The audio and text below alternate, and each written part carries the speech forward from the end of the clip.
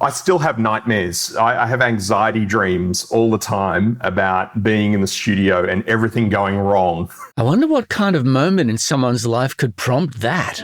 I was just seeing my radio career end in front of me. I was 19 years old. But when things really do go wrong, I lost my job at the beginning of COVID. do you stare at the closed door or do you cut a hole in the wall? My wife said to me, well, you really enjoy doing the car reviews. Why don't you start your own YouTube channel? You never know what skills you can pick up and apply somewhere else. We're moving into a bit of TV commercial production. But something else Alex has produced is a career only he could have. Life after radio is pretty sweet. May your best years be ahead of you. I'm Andy Marr, and this is Off Mic, Life After Radio.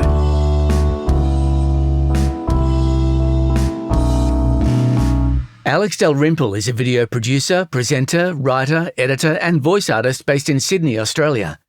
In his radio career, he worked on the legendary Andrew Denton breakfast show on Triple M Sydney.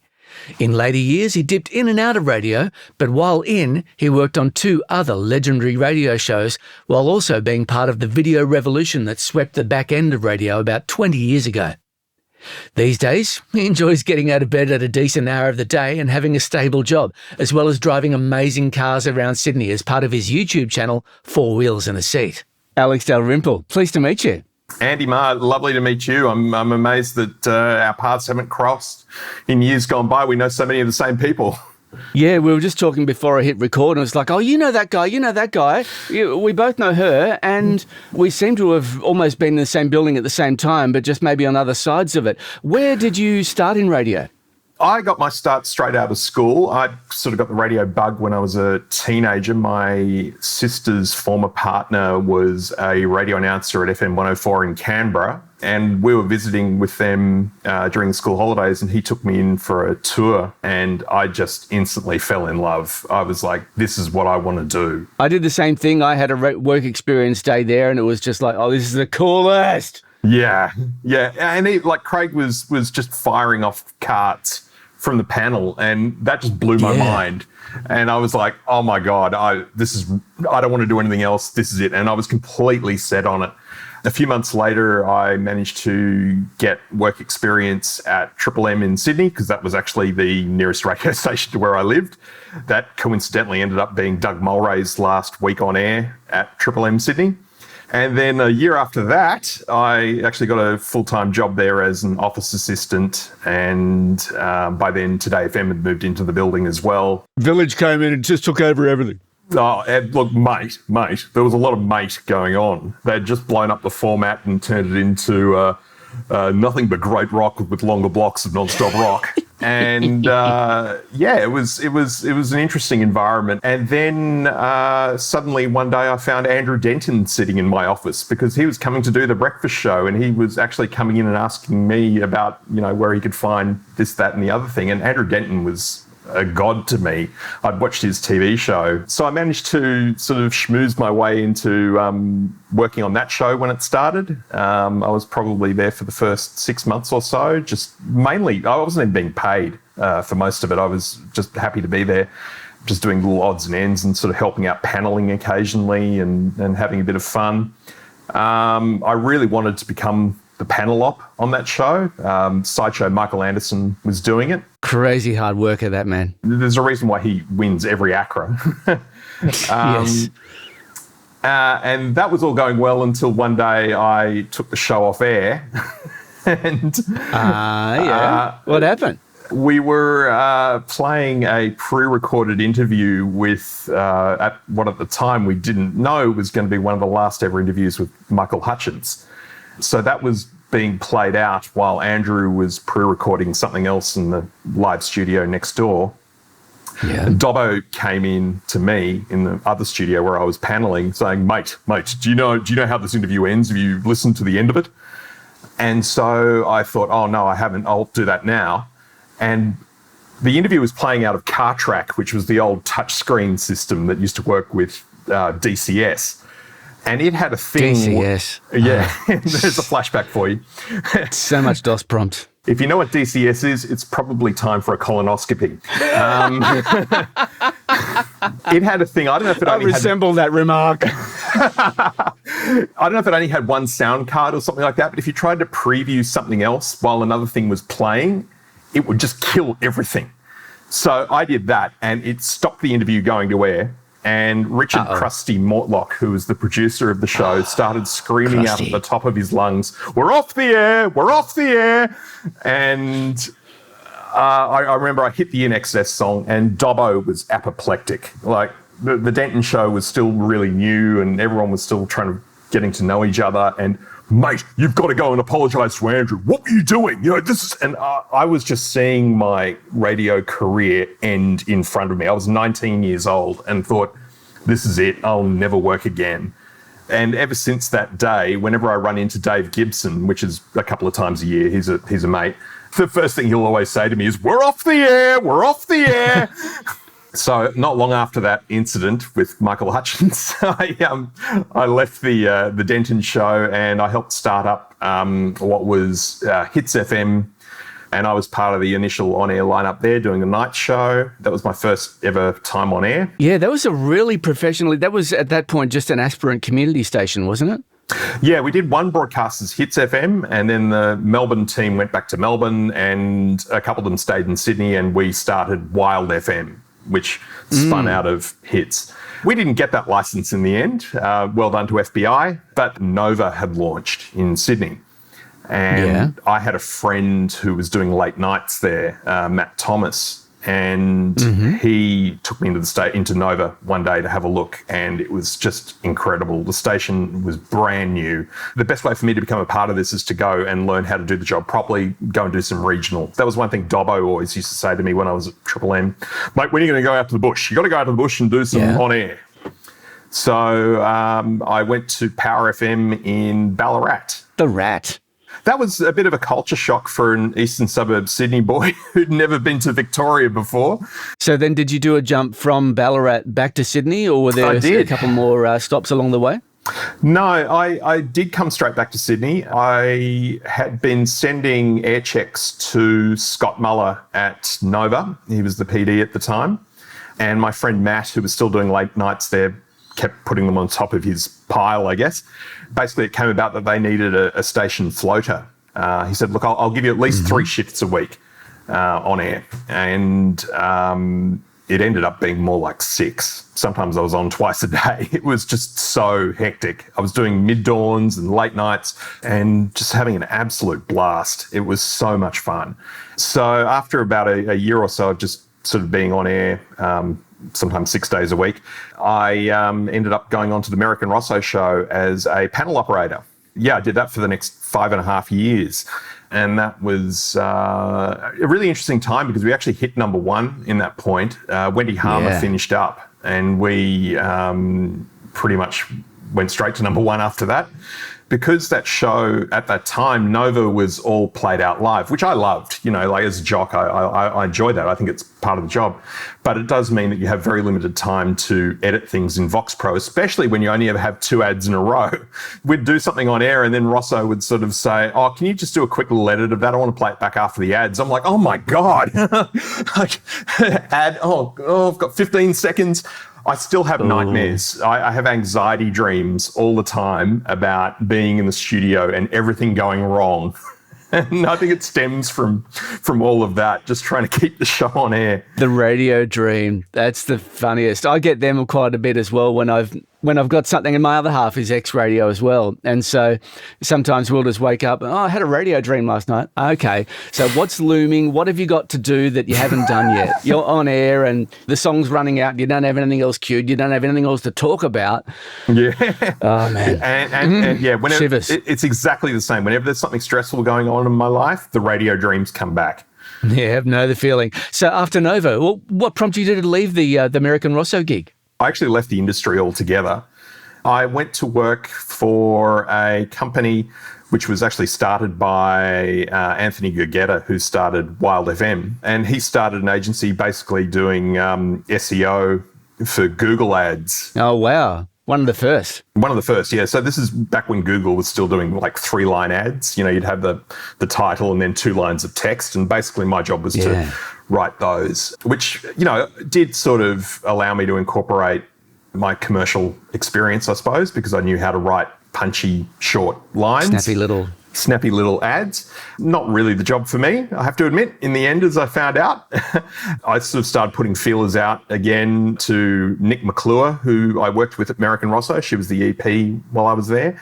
And by now she was working at downstairs at Vega 95.3. And she put me in touch with David Kidd, who was the PD there. And I went back and started doing some casual shifts.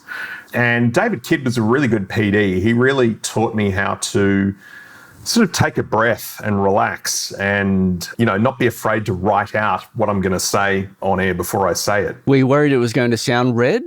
Yeah, I was. And Kitty would do an air check with me and he'd say, oh, you went off the script there.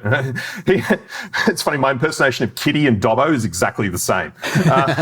I've been at tables with a bunch of different people who, none of them strangely have names that are a broadcastable thing on a podcast, but we'd sit around the table, we'd all put on Dobbo voices and try and convince the night jock or the mid-dawn jock at Triple M that the station was off air. That's awesome.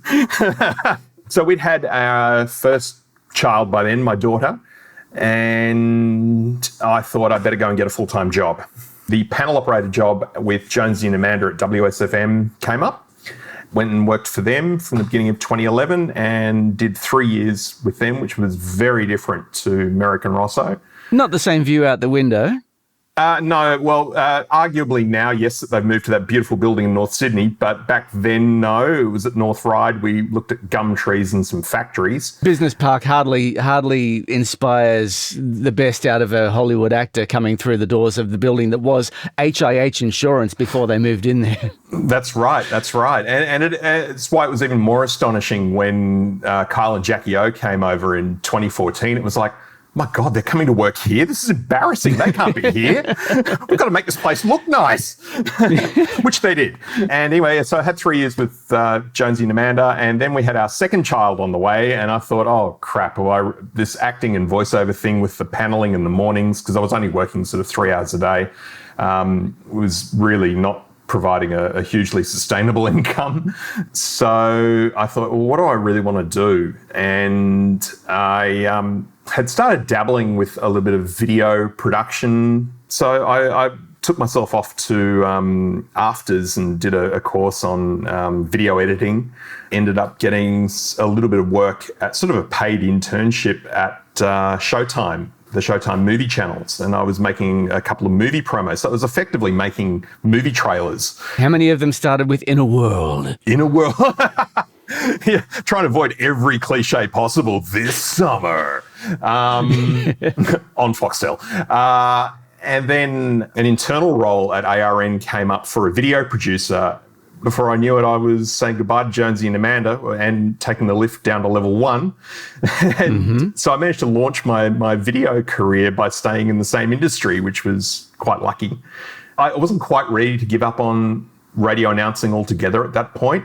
At that time also, KISS was launching. I'd been doing the odd on-air shift at Mix on the weekends, and then everything changed. All of the Mix people left, and suddenly DB and everyone came over from Today FM. And I made myself known to him and said, I'd really love to be involved with KISS, just doing a weekend shift or whatever. And I was on the first weekend on air on KISS. So I was the first weekend jock, pretty much. And I did that for about 6 months or so. Anyone who's ever been part of a new station starting up, especially one that's hugely successful, it's a once-in-a-lifetime experience. It was so exciting. The thing that had changed for me, though, it started to feel like it had more in common with doing a voiceover, but like a voiceover where I had to do the production as well, and I wasn't being paid quite as much. Keep it all super tight and stick to a script more or less. Get a caller on every break to talk about, oh, wow, that's amazing. Oh, wow, thanks. So I kind of thought, I don't know that I really want to do this anymore because it's not what everything that I loved about it had kind of gone. Well, Alex, before we walk out of the studio for the last time, do you want to sit down behind the virtual microphone and just give us a little bit of your on-air voice? Give us an idea of what you got. Get us to an ad break. Oh, okay. Number 969, Alex D with you. Remember, 11:45. Coming up, our cast and your chance to win $10,000 cash after never more than 2 ads in a row. Amazing. Still coming up with Alex Dalrymple on Off Mic, Life After Radio. We find out what a workday looks like for him now, the birth and growth of his YouTube channel, and his biggest on-air mistake. And he goes, so what's the deal with this? In Australian radio, we can say words like f*** and can't we? So what came next? Men's Health were looking for a videographer to join the team, Men's Health magazine. So I went off to work in magazines, which was quite a culture shock coming from radio because a magazine office is very quiet compared to a radio station. There's no music and blaring. Men's Health, of course, none of you were wearing shirts. Yeah, well, yeah, that's part of the prerequisite. It all just falls off. Yeah. It did lead me into doing stuff with cars because I always had ever since childhood, a fairly sort of strong interest in automobiles. No one on the team at the time really knew or cared much about cars, so I just sort of put my hand up saying, yeah, I'll review the new Maserati. And that was my first car review. If I've got to drive this thing, oh my God. I drove it down to Canberra for the weekend with the family, ended up writing a 2-page article about it in Men's Health magazine and did an accompanying video. How was the first drive of a high-end vehicle like that? Terrifying. That you've borrowed. Yeah. Exactly. Absolutely terrifying. And I'm constantly thinking, oh my God, this car's worth about $250,000 or something. And I can't imagine you would have been adding that to the review. Like, there could have been more room for the kids in the back. It's it's not great when they would go and smudge their ice creams all over the Napa leather. But it did launch me into the car world, and then suddenly I was going off to launches for the new Audi and Mercedes-Benz, and I had no idea what I was talking about, but basically I knew more than the guy sitting next to me, so that was why I got to do it. Well, you've clearly learned a couple of things about cars, because I've seen a couple of your YouTube reviews that are still on, 4 wheels and a seat. I actually just recently bought a car, and you reviewed the car that I bought in the very colour that I bought. It was really? Okay. Talk about long tail. Come on, really. Yeah, so how 4 wheels and a seat came about was I was working at Men's Health, and then myself and about 150 other people were unfortunately made redundant. So I lost my job at the beginning of COVID, not because of COVID, it was going to happen anyway, but it was just really unfortunate timing. My wife said to me, well, you really enjoy doing the car reviews. Why don't you start your own YouTube channel? And I said, oh, that's ridiculous. Who's going to do that? And then I thought, oh, well, actually, it's probably worth a go. So I took all my Men's Health car reviews, edited them together into one promo video and sent them out to the marketing and PR departments of every car maker that I could find the contact details of.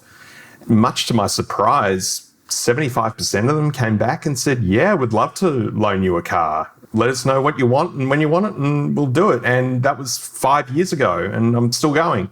Awesome. It's a lot of fun. I get a different car every week. I try to review them from the point of view of the buyer who perhaps doesn't really quite know what they want to buy or which car they should buy.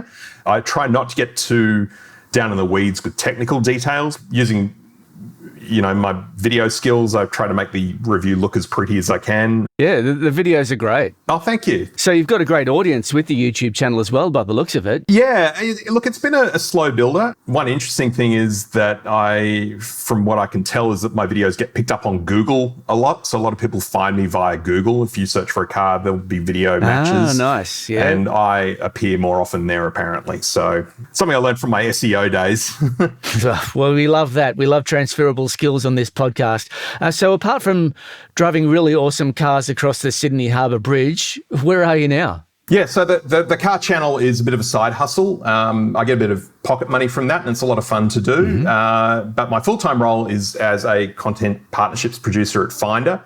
So I make branded content that's video-based for our client partners. How do you explain that at the pub? So if they want to advertise a new credit card or insurance product or a bank account, something like that, we will make a very easy to understand video explaining the features of their products. And we're moving into a bit of TV commercial production as well. So a lot of my job is now doing that.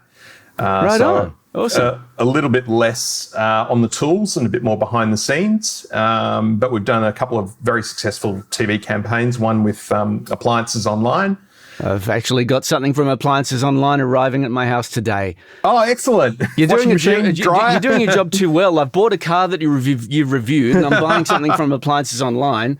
I'm like your dream customer. Oh, you are absolutely, who we're after.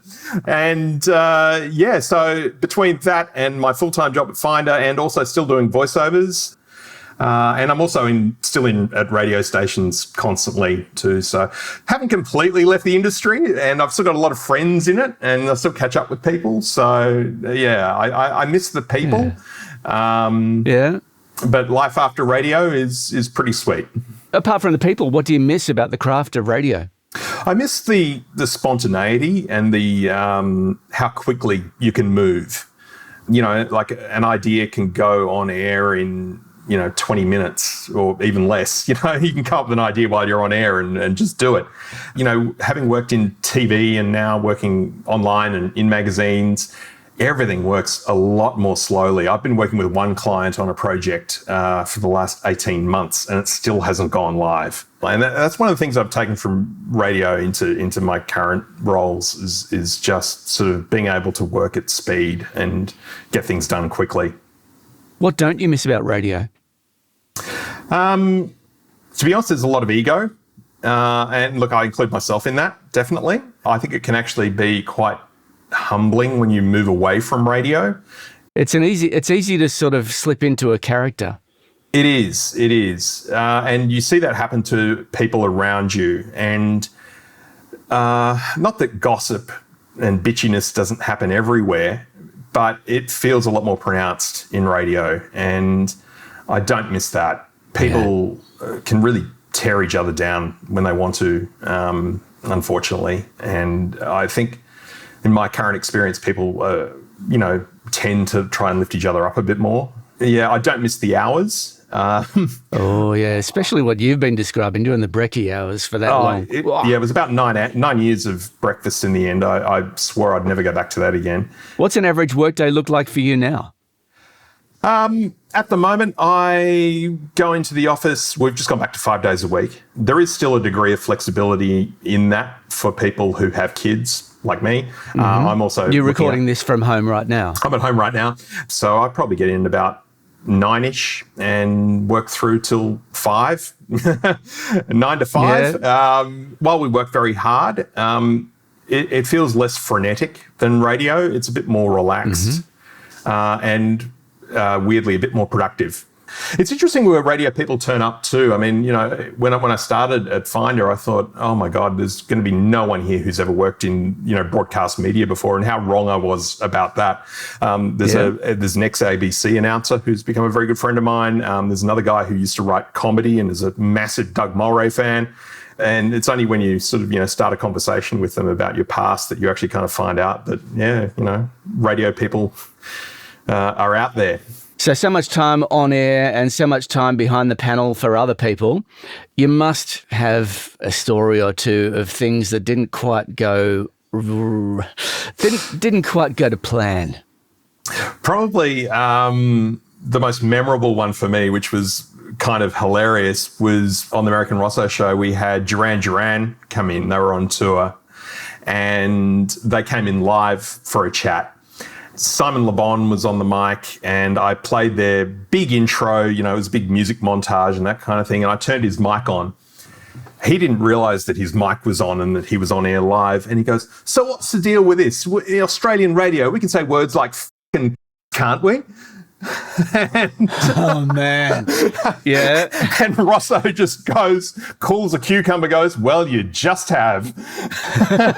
And Simon, for the next 5 minutes of the interview, was just standing there going, because in UK radio, language like that is an absolute no-no. Like, you just cannot do that at all. But I don't think anyone actually really heard it because the music bed was so loud, but we heard it in the studio. Who's the radio pro that you, either on air or off, that you most admire? Probably Phil O'Neill would be up there, definitely. I had the pleasure of working with him in the early days at Nova. He was doing drive time. And I admired him so much and was such a fan. when I was doing on-air shifts, you know, because I'd fill in for him, okay, which was, again, like, oh my God, I'm filling in for Ugly Phil on Drive. I'd invariably start taking on some of his turn of phrase and some of his mannerisms, which, you know, is not a great thing to do. You kept the hair, though. I kept the hair, yeah. but Scott Muller in an air check pulled me up and goes, yeah, no, the way you said that, yeah, you sound like Phil. Yeah, don't be Phil, be yourself. Now, Alex, one thing that I thought I'd do, I don't know whether this is going to work or not, but last night I went to dinner and they gave me some fortune cookies.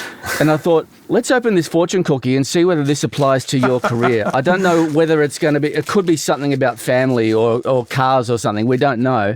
But let's just, I'll try not to get crumbs on my Rodecaster Pro. Oh, yeah, no, you don't want to do that.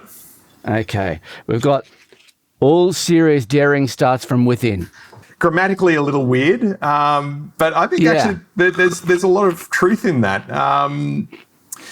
You know, I feel like I've had to reinvent my career when radio wasn't really quite turning out to be what I thought it would. And you do have to find that sort of fortitude within you to take the leap and take a chance and try and do something else and take the risk. You don't want to be stuck in a career that isn't satisfying for you, because, I mean, careers are long, you know, 40-something years is a long time to be doing something you're not passionate about. If you're not feeling the love for what you're doing, then don't be afraid to have a look within yourself at what you really enjoy doing and take the leap and do something new, because you won't regret it. And if you get a couple of things wrong along the way, that's fine, you know, experiment. Speaking from my own experience, there were a few years there where I was not really doing anything in particular that I really enjoyed doing, but during that time was the time to find out what that next thing was, because it's not going to come to you straight away. Well, what a way to wrap up. Alex Dalrymple, it's been an absolute pleasure chatting with you, man. Thanks, Andy. Lovely to meet you, and thank you very much. Really enjoyed it. That was Alex Dalrymple, kicking goals in Videoland after a grueling 3 tours of duty in breakfast radio. I don't know how he did it. If you want more inspiration about how to take your skills into a new phase of your career, then writer, program director, radio announcer, and now marketing executive Stephen Walter Gerard breaks it down for you. When a company says we need a plan to make some noise in the market and increase our share of voice, then you go, I'm your person, because I know how to write, present, host, edit, build, strategize, which is gold on the ceiling when it comes to marketing in any other arena outside of radio. You can catch that amazing episode wherever you found this one. And if there's something about the transition out of radio that you'd like to know and I haven't been covering in these podcasts so far, you can let me know. Drop me a comment in YouTube or look me up on the socials. You can find me on LinkedIn, or you can find the podcast on Instagram, Facebook or Blue Sky. Just look for the podcast name Off Mic, Life After Radio. I'm Andy Marr. May your best years be ahead of you.